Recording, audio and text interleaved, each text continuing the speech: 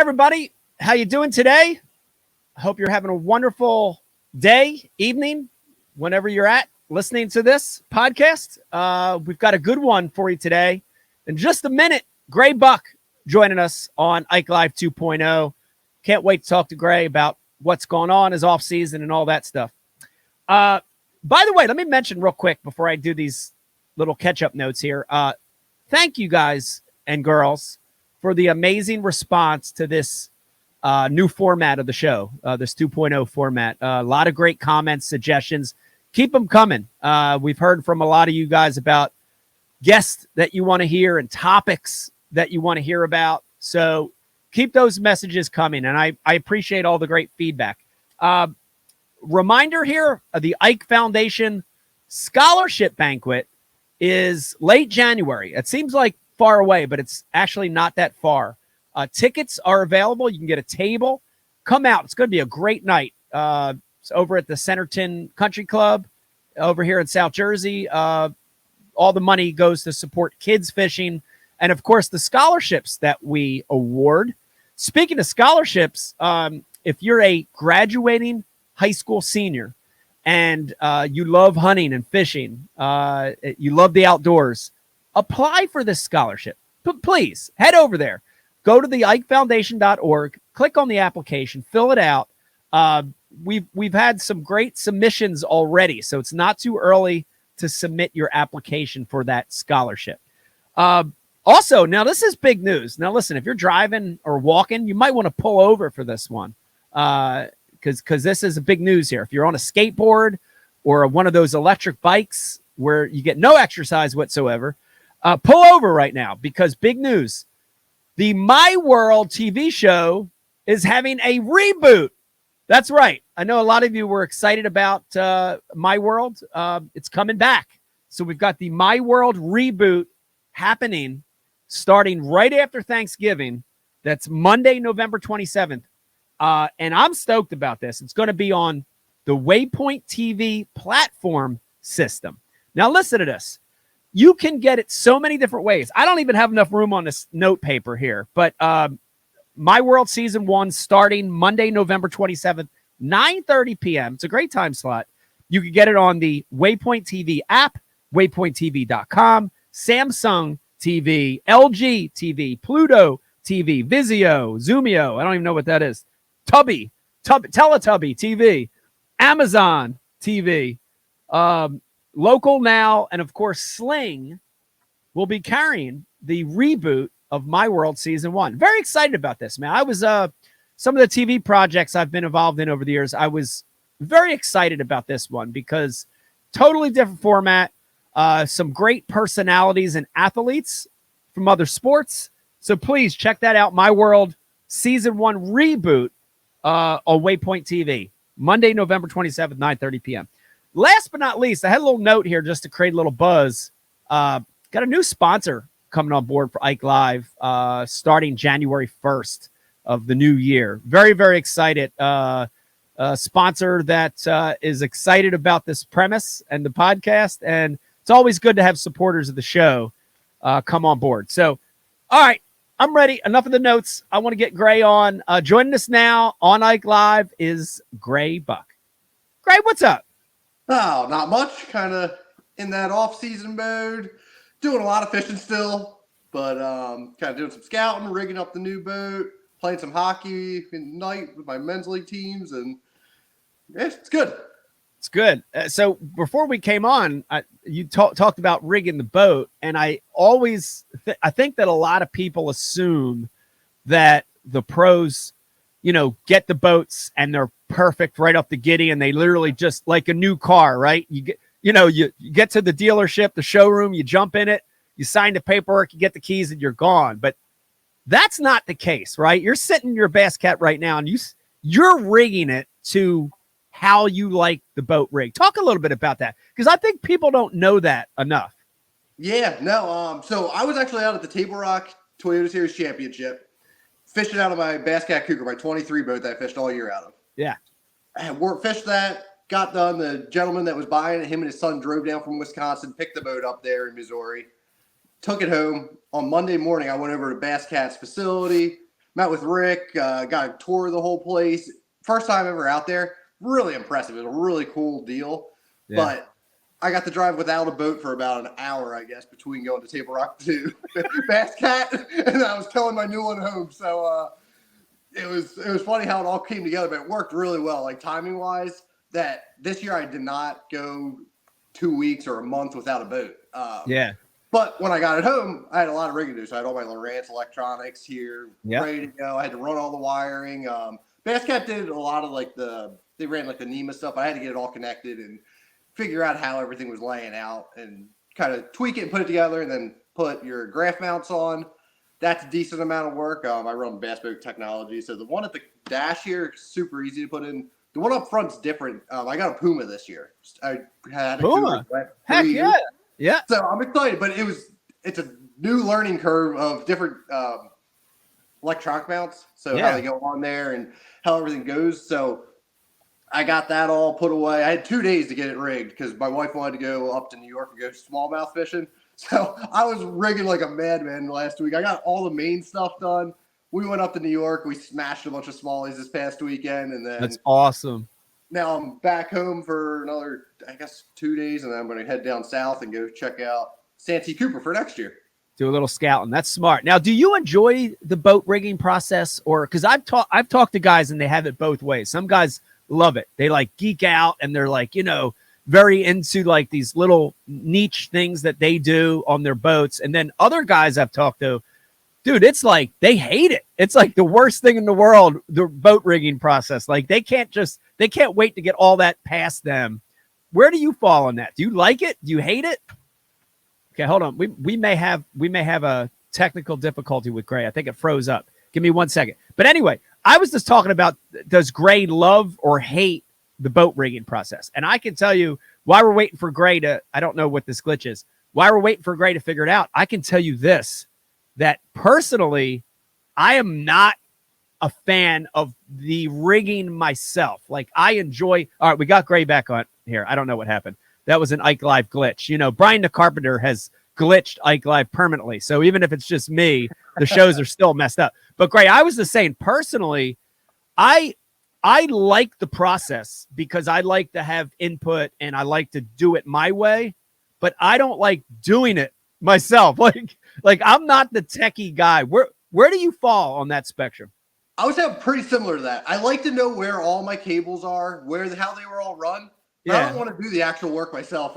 It's a lot of work. You sticking your arm up boats and getting fiberglass cuts. And you find that random zip tie that's in there that cuts your hand open when you're reaching around looking for another wire. Yeah. But it's very valuable to know where everything is because there's NEMA cables or the networking cables. Every once in a while, something will get pinched in there and it'll go out on you. And then all of a sudden during the tournament, you're like panicking trying to figure out what's going on. And it's better to know. The networking cables, I really like to label them. I label them like console to console and console to bow and which one's active target 1, which one's my active target 2. And then I keep extra stuff with me in the boat in case I ever have something go out during the tournament. I can quick swap it out and know what's not working. So there is definitely some value to doing it yourself, but it becomes very tedious. And I just want to go fishing. I don't want to be rigging. I know. Well, great. You've done a lot of stuff with Bash U and done a lot of stuff like Live in the past, but stoked to have you on the show again. And I want to start by telling you, dude, I am very, very proud of you for being a Northeast angler. Like, I don't know if you realize this, but when you look at the history of professional bass fishing, there are very few professionals from the Northeast, but very few from Pennsylvania.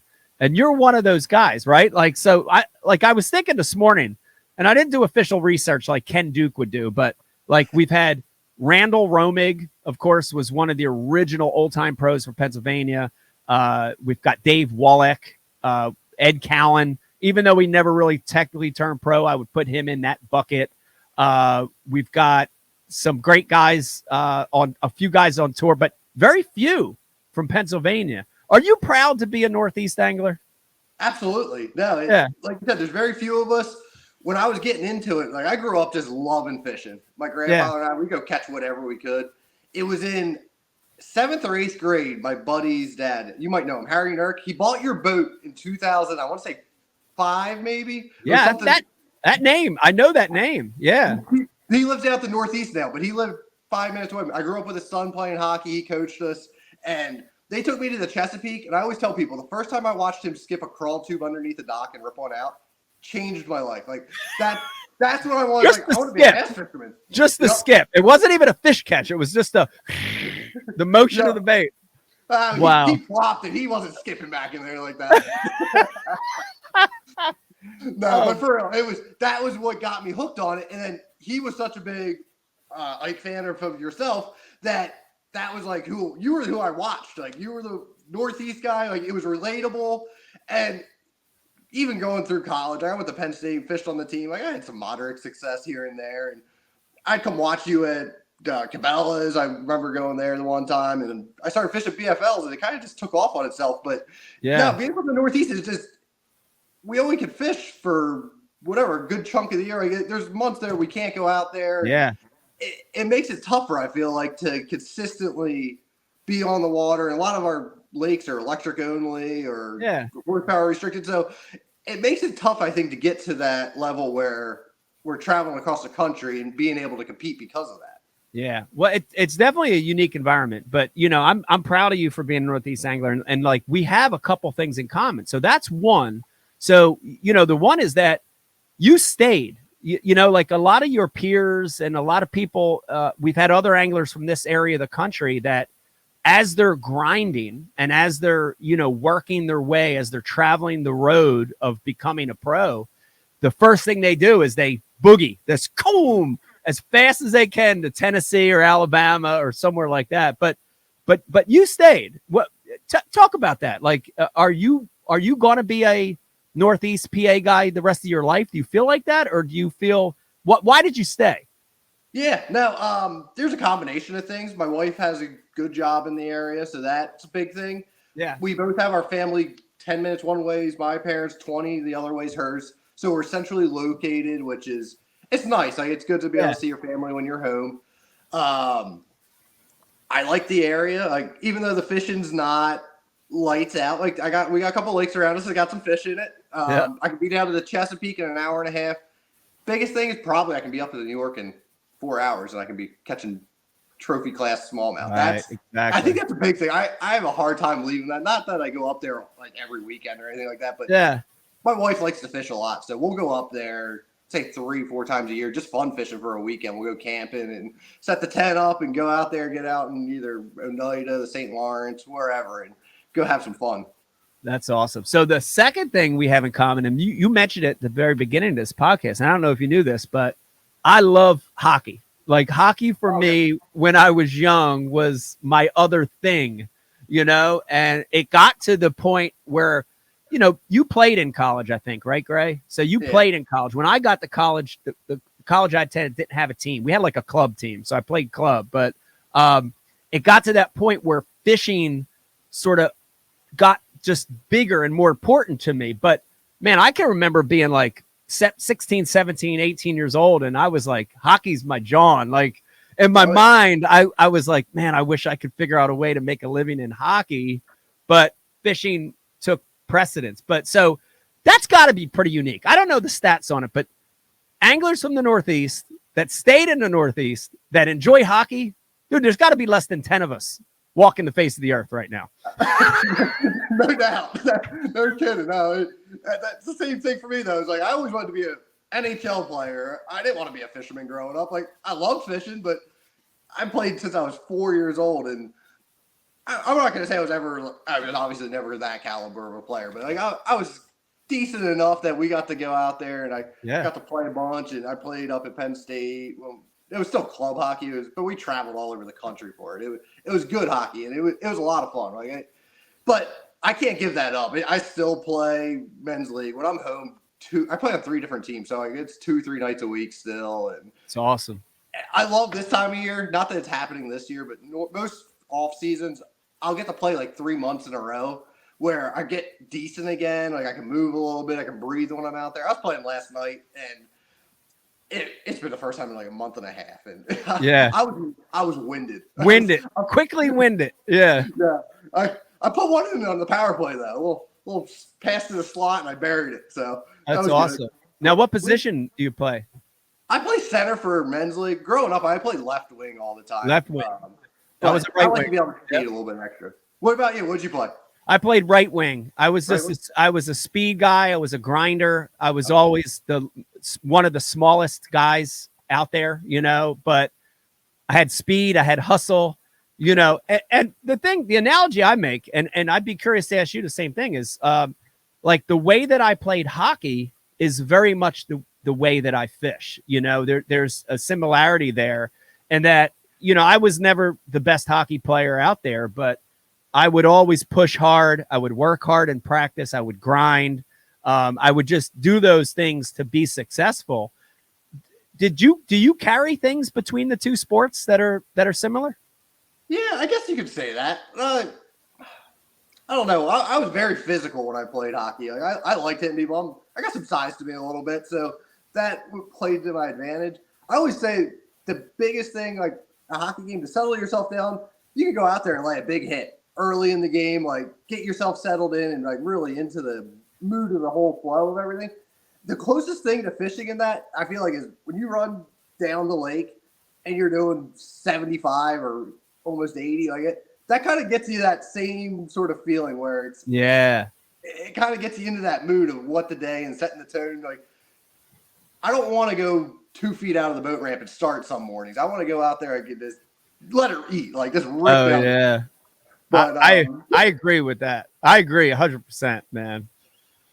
I agree. That feeling is unbelievable. And I tell you, it's, one of the things I missed back, like when I was fishing MLF, when I was fishing the Bass Pro Tour, those starts and ends were so radically different. The starts were leisurely starts, like even to the point where you were allowed to ramp where you wanted to ramp to in many tournaments. And I remember, and then the way the day ended too, the day ended, it just ended, and I remember the feeling of missing what you're talking about, like that morning blast off and your numbers called, your names called.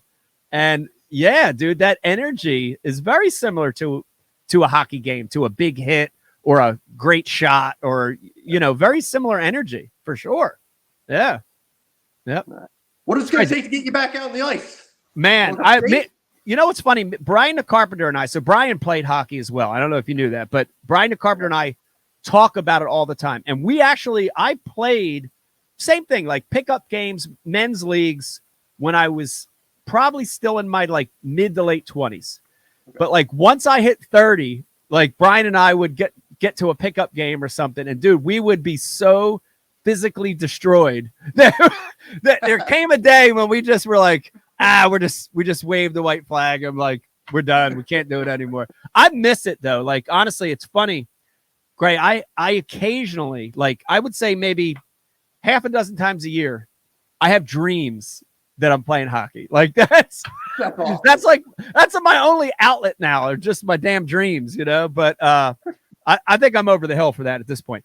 I want to jump to Penn State. Now, I want to talk about a few things there, but graduated from Penn State. I have in my notes, your degree is environmental resource management. What the hell is that? It's an environmental science major. It's a fancier version of it, I think, is what they were doing there. But when I went to school, I didn't know what I wanted to do. I knew I liked the environment. I wanted a job that could be outside. And that was kind of what made sense. Because like even growing up, I really had no idea. Like I wanted to be a hockey player. But it was so I went for that, and out of school, I was actually working for like a pond and lake management company. We're doing fishery surveys and vegetation control. We did a lot of stuff in the Poconos, keeping kind of like you keep lanes open where the shallows and all the lily pads to get people from their docks out to the main lake, that sort of stuff. Right. So it was fun. Like it was a good job. Like, but I don't think it was something I would have done long term. Yeah. But I did it for 3 years, and that's why I was fishing those BFLs at the same time. So it worked out. I could do what I wanted there. But yeah, the whole degree, it was fun. Like I enjoyed my time up there. I got to fish. I played hockey. The trout fishing's awesome. I don't know if you've ever done it up at State College there. The brown trout are everywhere. And it's Creek. So it was a great school. I need to get back up there. I keep telling the guys I'm from the club I'm going to come up and I'll talk and we'll hang out and do some fishing while I'm there. Yeah, my father-in-law is a Penn State graduate, so if he ends up listening to this podcast, he'll be smiling right now. But the bass fishing team at Penn State, we don't have a lot of teams in the Northeast, but Penn State's got a pretty strong team. Like they come out and help at our Ike Foundation events all the time. Talk about that a little bit. I mean, did you guys I feel like you have the powerhouse college teams in bass fishing, collegiate bass fishing. Of course, Bethel and Auburn and like these very synonymous teams with Southern schools with a lot of success. And then you've got like a team like Penn State. Like, how did you guys fit into that environment? Yeah, so when I was there, I don't think any of the schools were doing scholarships for it, even down south, because I was there from 2008 to 2012. So I was like on the beginning half of that college fishing really taking off. It was when, at the time, FLW had the National Guard sponsoring it. So they were throwing a lot of money into the events. What would have been 2006, I believe, is when the Penn State team started. So it was about 2 years before that. When I was there, it would have been my sophomore year. The graduating seniors, they actually won one of the events up on Lake Erie. Wow. So they won 10 grand. It was awesome.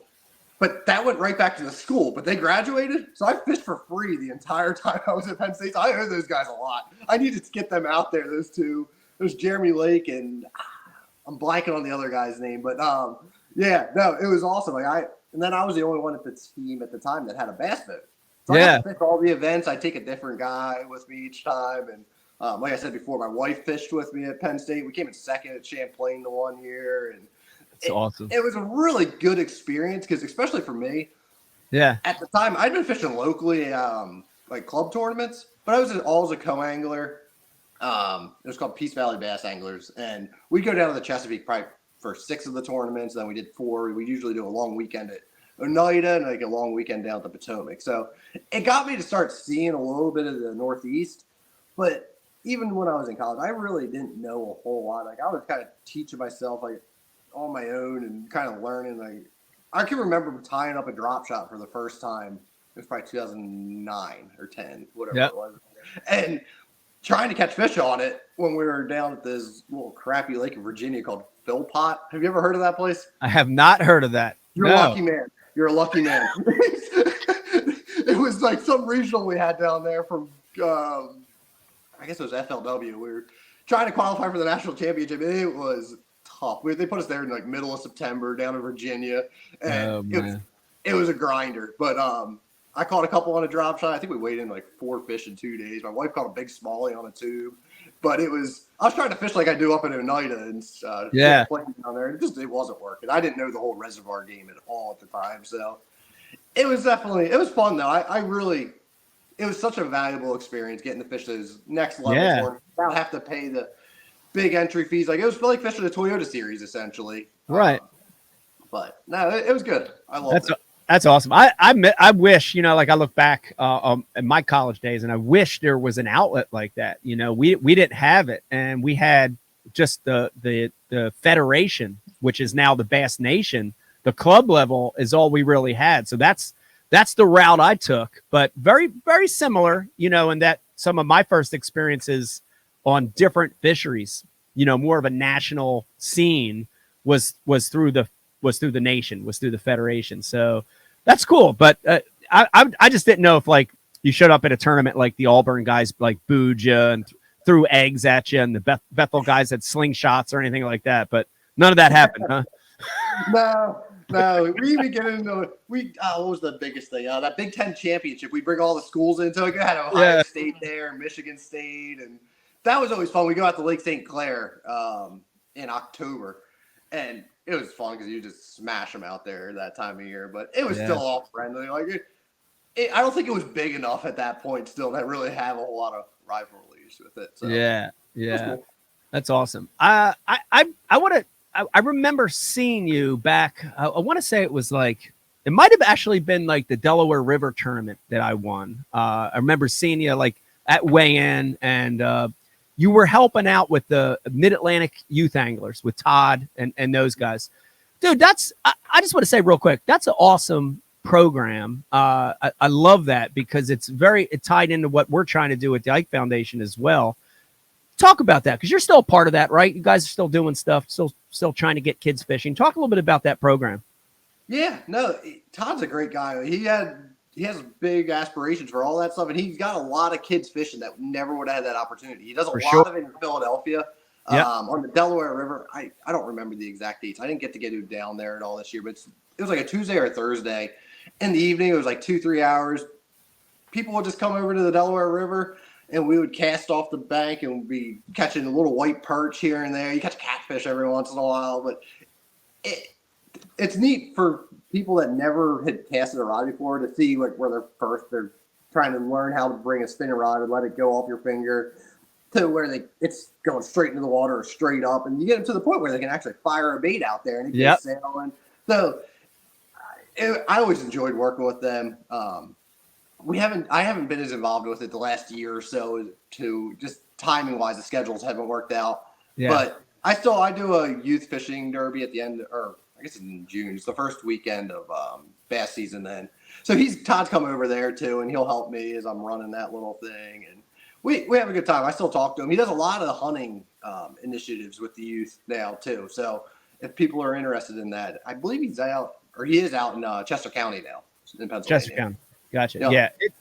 It's awesome that you're doing that because I do want to say this. I want to just stop this whole interview real quick and say that I'm so impressed, Grae, with how you've handled your career from the other side, and it's like right now, literally right now, there are high school and college kids listening to this podcast. They're listening right now. And, I always try to bring that up is that like fishing is this like 50-50. Pro fishing is 50-50. It's not just the fishing, right? Fishing's like half of it, but it's this other side, which is this business side. And I've been so impressed with what you've done, like through, your website and social media and your branding and of course, your sponsor portfolio. But dude, I breezed on your website. Like you've got t-shirts, you've got a logo, like you've got a guide like it's impressive to see that. And, in like today's age where, and I won't even say any names, but we have a lot of young pros now saying, this is like live, so I can curse on the show. They're saying, fuck this business side of it. Fuck that. I don't want to do that. I just want to fish. Like a lot of guys coming out and saying that publicly right now. And it blows me away because, they know, I knew 30 years ago, Grae, that this sport is 50-50. I knew that how important the business side of it is. And you've done it so well. And other guys, younger anglers are rejecting it. Talk about that. I mean, you knew early on, right? You clearly knew the importance of that side of it. What do you say to these guys that are saying, I don't want to do the business side? They're Xing it, Yeah, it's just too hard to make a living just cashing checks and living off that. You can't, essentially, is what it comes down to. Yeah. But I enjoy the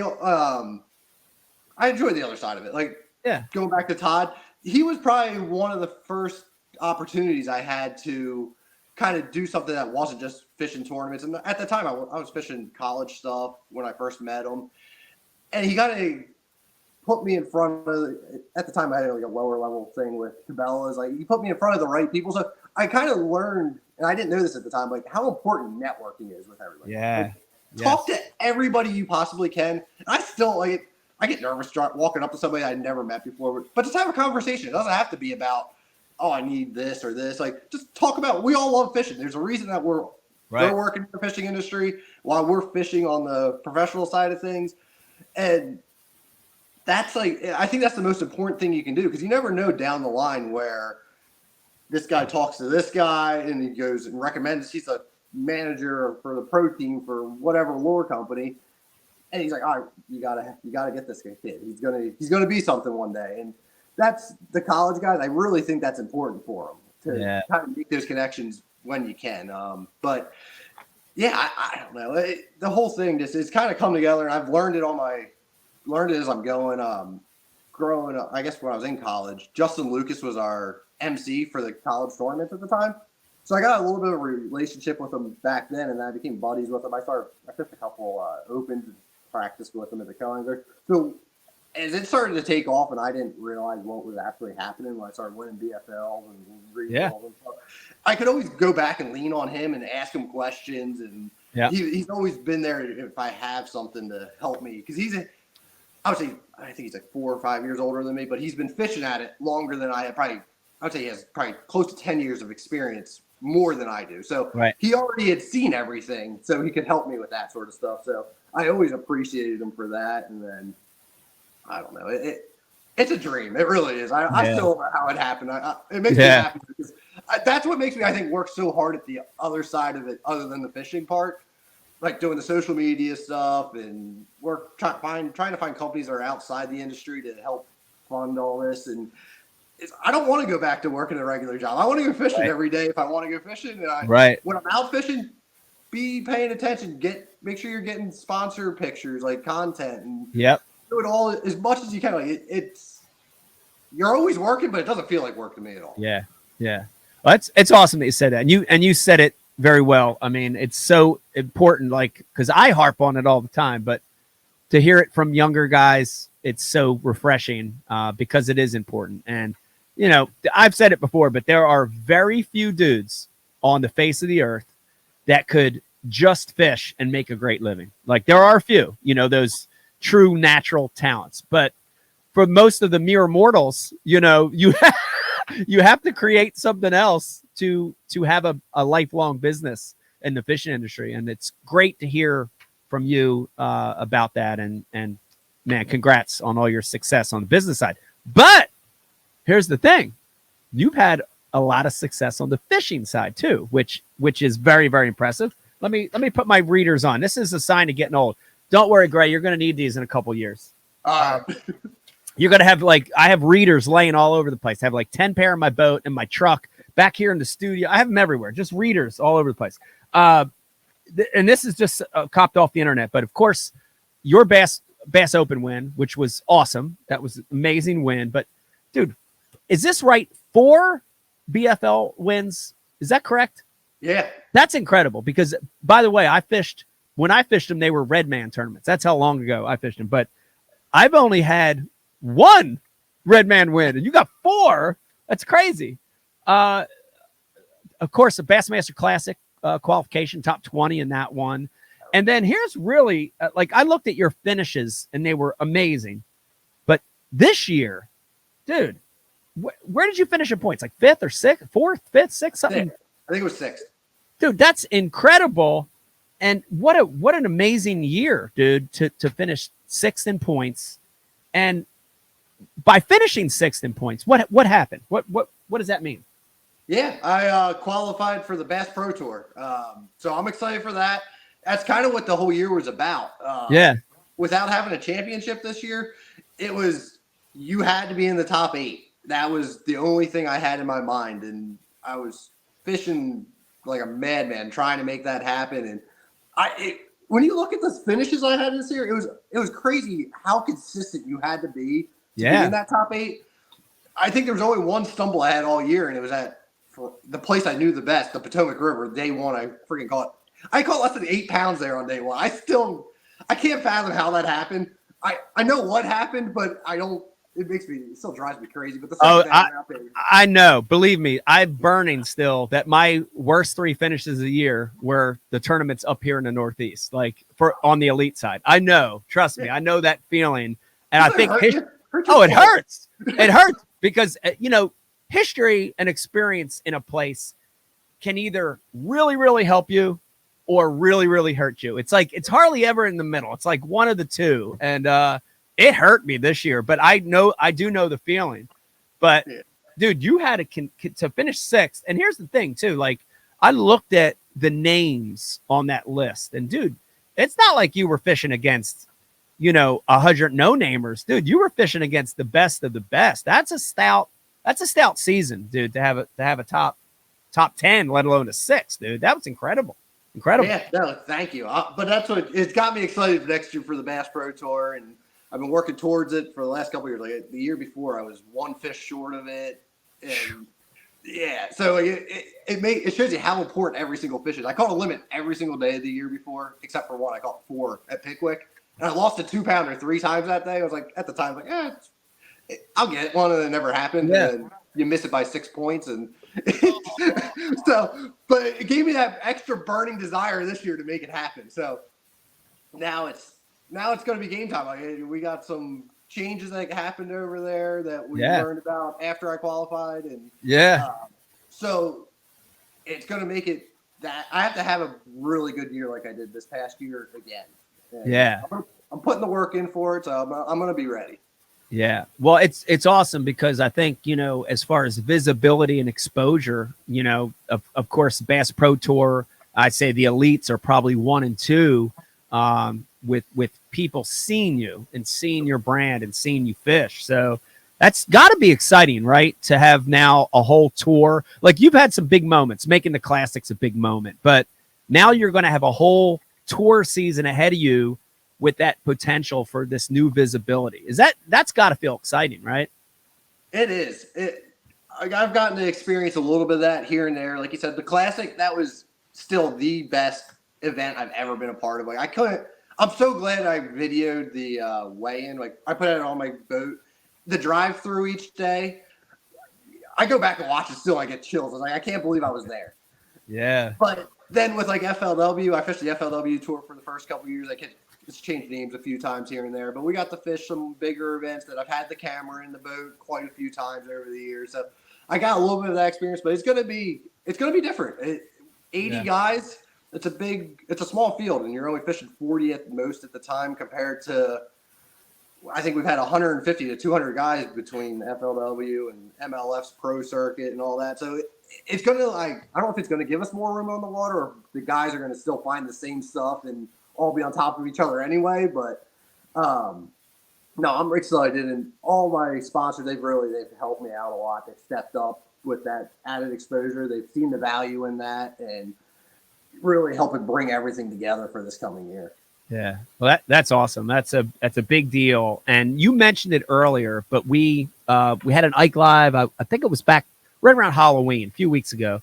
And we were lucky enough to get Boyd on. I still can't kind of believe it, because it's funny. Brian the Carpenter still produces that show. And, we kind of had our eyes set on, we wanted to get an MLF, a Bass Pro Tour angler on to get his side of it. And then we're like, man, it'd be great if we could get somebody from the management side of it, And Brian's like, screw it, let me text Boyd. I'm like, he's not going to come on. Cause I known he'd already rejected like 4 or 5 other podcasts. I'm like, yeah, I'm like, I had sent him a text, but you ain't going to get him to come on, And then Brian texted me back and he's like, yeah, Boyd's going to come on. I'm like, come on. I was like, I was drinking at the time and I was like choking on my spit, but it was an eye opener, to hear him talk about the changes, and I think in today's world, you get on this thing is like the gift and the curse, right? It can be the best thing in the world or the worst, but you get on that thing and you get sometimes down a negative hole, you get down this route of negativity, but it was refreshing to hear him talk about the changes and the why, and why they're making some of the changes. And it was an awesome show. But one of the things he addressed was that big change that's coming, and it's got to be an interesting feeling for you, right, to have worked really, really hard. And I know how hard you work, because trust me, when the cameras aren't on, I see who's busting their tail to practice and prepare, and I see it. You work really, really hard, literally your entire life, Grae, to get to this moment, right? Like, this is the moment that you've worked your life to get to. And then this rule change comes out, and that reality hits you. That must have been a little hard to swallow. I mean, when you found out, when you were informed about what's going to go down here, what was your initial feeling about it? Yeah, no, it went from being like, if you go back to the last tournament of the year, Mississippi River, day 3, I knew I needed 12 pounds that day to make the Bass Pro Tour. I catch a 4-pounder. It's the biggest one I caught all week. Flip it into the boat. I freaked out. I had a little like syndrome. I was like, I was tweaking out. Like I was going. Yes. I was so fired up because I knew what that meant to my fishing career. Yes. And then I knew after that, like it was like basically, I think say top 63 or 4 or 5, whatever the number was. You had to stay above that to stay in the Bass Pro Tour. And in my mind, like if I was going to do that. That won't be an issue. Like that. Right. I'm going to go out there and I'm going to catch them enough for that. Well, now with the cut down to 50 guys and me being a newcomer into it, to guarantee my spot in that top 50, I got to come in the top 10 next year. Right. I got to go out there and crack them. So it was hard to swallow. It still is a little bit. Yeah. But it is what it is. If I want to be fishing at the top level, I got to go out there and I got to catch them. And before that even happened, I was like, I was just thinking about it as I was driving home from Mississippi. I was like, I think I could top 10, go out there and finish in the top 10 in Angler of the Year. So I was kind of already in my mindset that that's where I want my goal to be for the next year. Like I want to be trying to establish myself and really get my name out there outside the Northeast where everybody knows who I am. And that's what I got to do. I got to go out there and I got to catch them in the Bass Pro Tour when I'm going to have that added visibility. But there's a little more pressure, I guess, now that we think about it. And realistically, it's not going to be just the top 10. It's going to go down to, I would say, probably 20, 25, somewhere in there. Yeah. But that's still a really good year when you're fishing against 80 of the best guys in MLF at this point. So yeah. I mean, the added pressure is obvious, right? I mean, that pressure just kind of doubled when they made that change. But I like the way you're approaching it. Like you're trying to use that pressure to your advantage, right? And that's good. You're spinning it into a positive. And I think I can tell you personally, I'll just throw it on myself. I think I've been guilty in the past of having added pressure. Something like that happens, and then I turn it into a negative rather than turn it into a positive or as a motivator. So I'm glad you're doing that. I mean, I think that's awesome. Yeah. But I like being positive. I have a hard time, like, I don't know. I like to be happy. So if I can figure out a way to make myself be happy, even if I'm tricking myself into it, like I feel like it's a better outlook for myself, and I feel like I fish better when I'm in a good mood, and like I feel like I make decisions better on the water, which we know that's all the name of the game is. We can all put a bait where we need to and catch those fish. It's a matter of getting yourself to make that next choice where you're going to go and put your boat down and make that next cast to could be the difference between catching them or not. Yeah. So I'm going to figure it out as I go throughout the year, and I'm going to make sure I'm 100% ready for it. That's, I think, the most important thing I can do. But yeah. I mean, either way. Yeah, I love your attitude, and looking at that rule change, and when we talk to Boyd, we're trying to keep an open mind and let we wanted to hear from him why they made these changes, and part of me understands it. The sensible part of me understands some of the reasoning, and then the human side of me, the angler side that I was in your same boat 100 years ago. I know what you go through to get there. That part of me hates it, and I think even more than that, I hate the fact that the body of anglers, the anglers got ripped from that decision. And I hate that, I just hate that, because I think if it was the angler's choice, they would have figured out a different way to handle it, because, not just for the 30 old guys that are getting booted, but for the new guys, the young guys coming in, man, there's got to be more of a security blanket, to like hockey. Maybe is a good example. You get drafted into hockey, usually you sign a contract, there's some stability there for at least a few years. And here it's like you work your whole young career to get to this point, and it's like you have a bad season or a lost fish. And trust me, Grae, I know my two last seasons were not good. Like I know the reality of having a bad season, and there's that rug pulled, so that part of me hates it, but it is what it is. I think you're handling it the right way, Yeah. Let me ask you this: this whole table here in the studio is all wood. This table, actually, Brian the Carpenter built this studio back here, so it probably could collapse at any second because he's not a great carpenter. But I'll knock on wood because I know it's not going to happen. All right, knocking on a lot of wood there. If you're in the scenario where it's not a great season and you fall outside of that cut for the following year, which would be 25. Mm-hmm. Have you thought about like where would at that point in your career, Grae, where would you go? Would you continue with that organization and try to requalify? Would you then look at other alternatives? What do you think your career path would be? Yeah, so I actually had that kind of decision to make this year because I was at the point where they got rid of the championship for the tournament of the invitationals. Right. And it was either that or the Bass Opens. And my feeling one at the time was the invitationals, even though without the championship, I felt like there was more room to make the money there with the $10,000 cashing of the check and how it worked your way up. And I had a lot of I still do, like a lot of friends there that work in the media, like Jody White. I fished against him in college. He went to Virginia Tech when I was at Penn State. So we had that connection. All the guys, I feel like I'm going to get my exposure, like just when they see me running down the lake, I pull over, they're going to come snap a couple pictures for you, which is valuable. Like it helps your whole brand. People see you. I can use that stuff for my social media. So that was one of the main contributors that made me want to stay with MLF. Yeah. And when you made the Bass Pro Tour, life was going to be good. Like that was how I saw the outlook of it. Right. The other side of it was Bass Opens were my option. I like that they went to 9 tournaments because that, for me, this is what I do for a living. I feel like if I had 9 tournaments to try to qualify, I feel like there's still a pretty good chance I could do that. And it's sort of like similar to the Invitational. I'm a very consistent angler. Back when I was starting, like you were talking about the BFL wins, I don't know what changed. I used to win stuff, but now I'm like consistent. Like I can top 30 a tournament.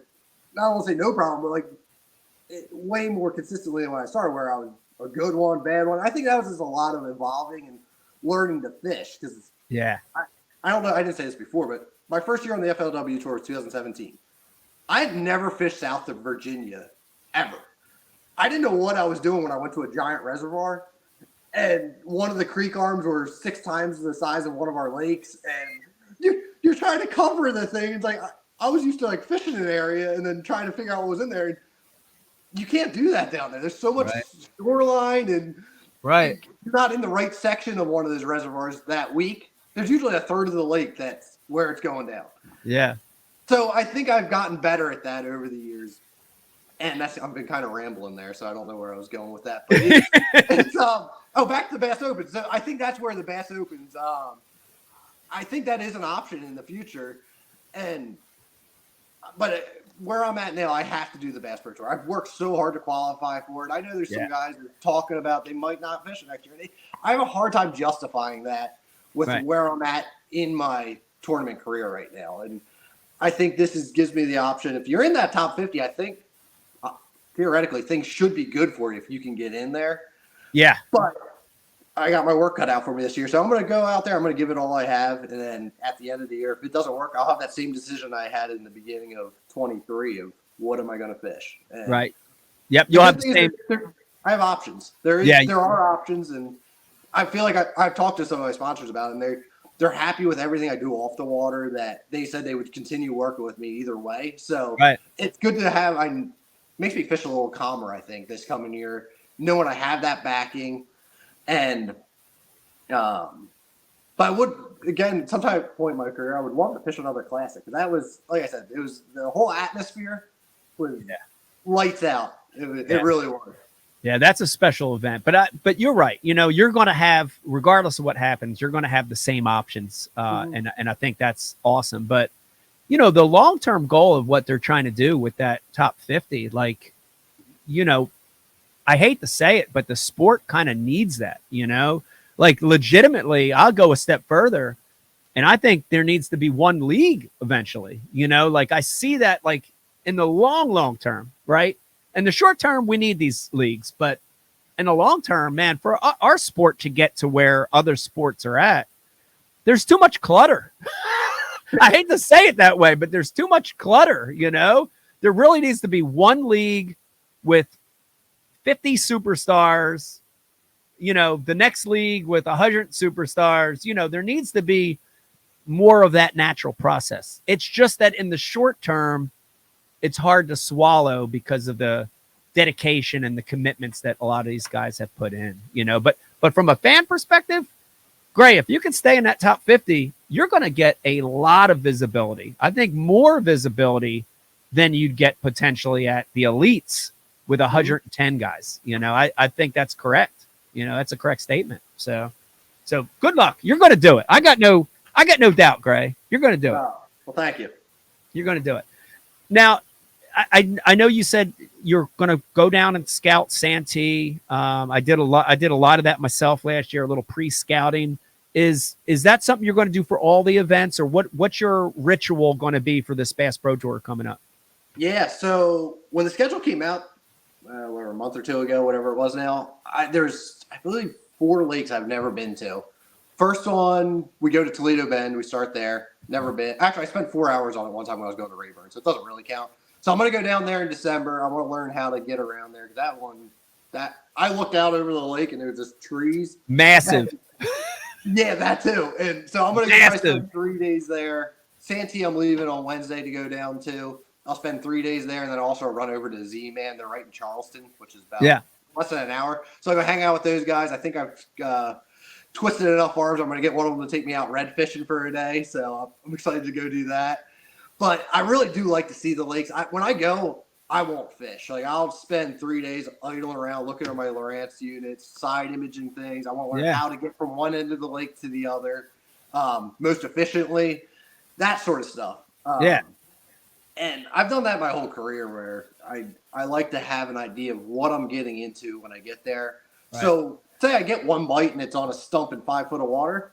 I want to know where 15, 20 other spots that has stumps in 5 foot of water so I can bounce off over to that next one. And if I get bit there, it's like, oh, we got a little bit of a pattern going here. Or I run 3 other ones of those and I don't get a bite. And it's like, well, maybe that's just a lucky bite. And we got to keep digging and trying to figure out, is it a eelgrass bite or whatever is going on. So that's my biggest reasoning why I like to go and check these places out beforehand. I think it helps me make more decisions quicker on the water. And I want to say I'm not the most talented angler in the world, so I need to put that extra work in to make sure I'm prepared. Yeah, I can agree 100% with everything you said because I feel like I'm that same guy. Now, but I'm just curious from a personal standpoint, are you laying like 1,000 waypoints? Are you like marking like every piece of offshore stuff, or are you just trying to generally see the layout and make more general notes and waypoints, or do you want to know like everything? I put everything down. I won't remember, so I have to put a waypoint for every single thing. And I got a whole system. So like the tree icon that there is for Lowrance, green's a laydown, that dark red is a stump, blue's a brush pile, so gray's a cypress tree. Like, I want to know everything I can, and if you have a system and it's consistent through each lake you go to, as soon as I go back there, it might be 5 years later or 10 years later, wherever it is, I fire it up, put my tip in there, load my waypoints to that lake, and it's like I was just there the other week. Yeah. Granted, some of the brush piles break down, but I think it really does help me. And if you look at some of my places, it's a mess. Like, if somebody pulled up that graph and didn't know what they were looking at, they'd be spun out. Like, it would do most people no good, I think, if I gave them all my waypoints. It looked like an abstract art. Like, you could print it out and hang it on your wall, and people would be like, "Oh, look at that modern art!" You know, there's so many waypoints up there. But how do you do it? Do you do that, or you? I do a little bit of both. So you know, last year I think was a good example of it really helping you and really hurting you, and it did both to me. So you know, last year 3 days was my magic number. I'd love to get 3 days of scouting on a place, and in the beginning of the year, I would fish half the day. Of those 3 days, I would fish half the day and idle half the day, and I would leave a place with about a couple hundred waypoints generally is what I would leave a place with. And it worked wonderfully up till about the halfway point of the season. And then I was going to places. I went to Champlain. I went to St. Clair. I went to Thousand Islands and literally marked. I was leaving with, in those last 3, I didn't fish at all. So I would idle for 12-hour days, right? Long days, sun up, sundown. And I would leave with like 1,300 waypoints, like, 1,500, like something ridiculous, like thousands of waypoints, and marking everything that looked strange, anything that was odd. And I think, Grae, it hurt me a little in the last half of the season because I got caught up in running waypoints and not fishing the fish and not fishing the moment. So, so like my goal this year is I still want to scout some of the places I hadn't been to in a while, and I still want to use that process, but I'm going to try to be less rigid. Like, if that makes any sense, I'm going to try to be a little more open, and maybe fish a little more in pre-fish, just to see what's going on. So I like your theory, and I'm right there with you, but I'm going to try to keep it like maybe less technical, because I felt like it hurt me a little bit, and that may just be getting old. I think as you get older, you get more set in your ways, and you get a little more lazy maybe with what you do and how you fish, so I got to keep learning. That's one of the things I need to keep learning, even at this part of my career. You can't get stagnant, so we'll see. I'm excited about the new year. Like you are. I'm excited about the new season. So it's going to be exciting. That's good. Now, the St. Lawrence is one I've idled a lot too. There's so much good looking stuff up there. It's just, I've done decent up there over the years, but I have too much. I really think that's what's going on there. And it doesn't let you settle in. You could, from Messina to Cape Vincent, it all looks good. And we all know Alexandria to the lakes, usually where the bigger fish are. But I'm very tempted to go up there again and just start completely over. Over. Yeah. Because I feel like now I have a better idea what they actually set up on. Yeah. And I have a lot of just wasted waypoints, or I just got to start deleting them as I go over where the whole place is rock. And that's what smallmouth like is rock. So I think I could do a better job maybe now of getting more valuable waypoints than just having numbers of waypoints up there, knowing where things are. But I don't know. It's a tough thing to do. So yeah. Well, I can tell you that technology has changed a lot of it, and in those last 3 events, it was better to not have waypoints because, especially at Champlain and St. Clair for me last year, the fish were just moving around. Like they, you find an isolated rock pile and it's the only rock pile for 30 miles. You'd think that they would all live there, but they were literally just following food around, and that's an interesting way to fish. And I need to get better at that, In fact, Grae, I may go on your website and fill out a submission form for a guide trip. I see you have active target lessons there. I may hit you up for some active. There we go. Let's go. Between my son Vegas and you, I've got to be able to figure this thing out. Like he's good. He's better with it than I am. So I've got to be able to learn it at some point, It's crazy. Yeah. It's amazing how it just clicks with the younger kids even. Like I've had guys that came out and brought their son up with me. We go to Beltsville's the lake I do it on.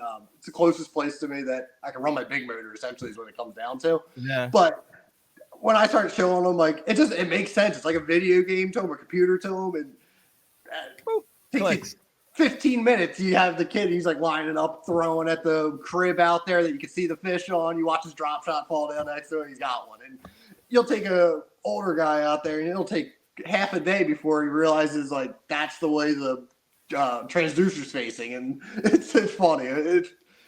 Some people it works with real quick and others it doesn't. But that's where when I go up there, I try to teach everybody as much as I can, and we have fun with it because it is a decent enough lake that we catch some fish while we're doing it as well. Yeah. Which you need that real time feedback. You do to get the confidence in what's going on.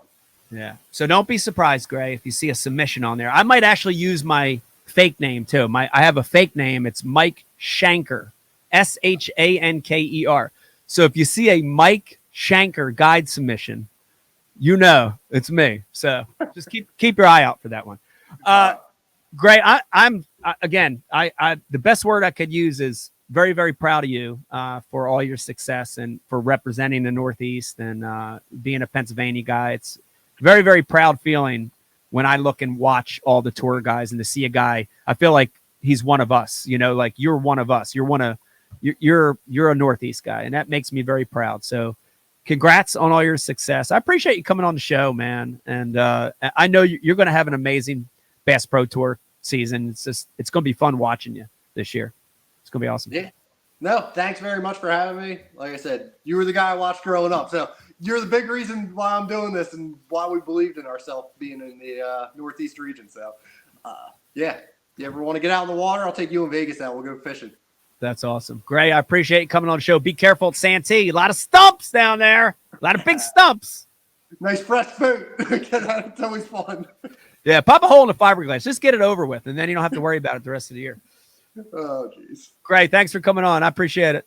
All right. Thanks, Mike. All right. Have a good one.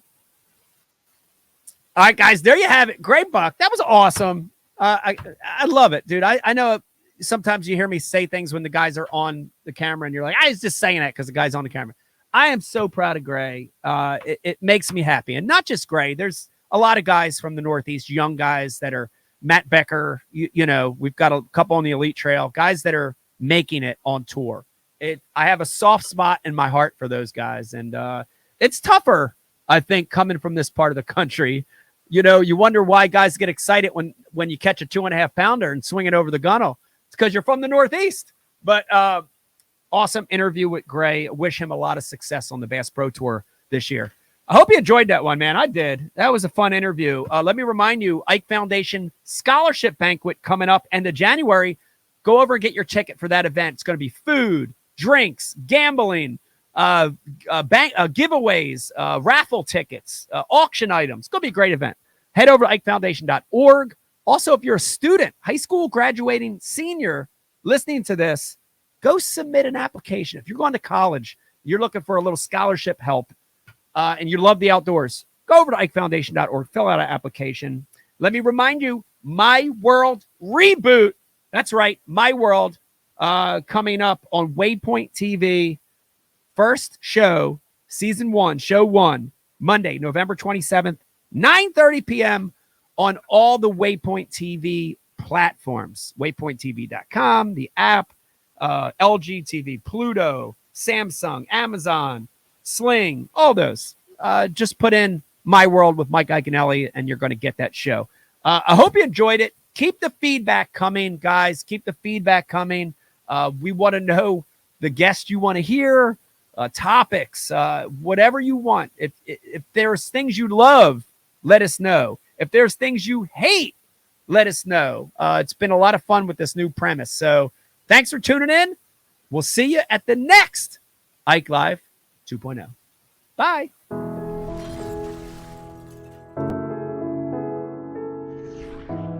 Right now where we're standing, we're in Camden, New Jersey. Yeah. Philadelphia is right there. This is the concrete jungle. And, a lot of those kids, as they grow up, they don't fish. It's interesting because they're surrounded by water, the Delaware River, the Schuylkill, ponds, city park lakes, but they don't have the influence to cast, to fish, to have a rod and reel. And that became our focus, is to target kids in what we call non-traditional areas, urban areas, city centers, where the population's high, and let these kids have the experience. It's amazing. I mean, some of the experiences we've had, whether it's Central Park in New York City, here in Camden, other parts of the country, even just casting. Yeah. It's unbelievable to see it, isn't it? Yes. It's unbelievable. Yes. And you see these kids have this experience they've never had, and they light up, The big thing, I think, for the Ike Foundation is we're not saying we want all these kids to become professional anglers. Yeah. It'd be great if some of them did, but we want them to have that fishing experience because it ties them to so many other positive things. The outdoors, nature, conservation. Ecology, all these amazing things in life that maybe they wouldn't have been exposed to any other way. We're trying to help with that. So it's important. It's important for us. We're proud of it.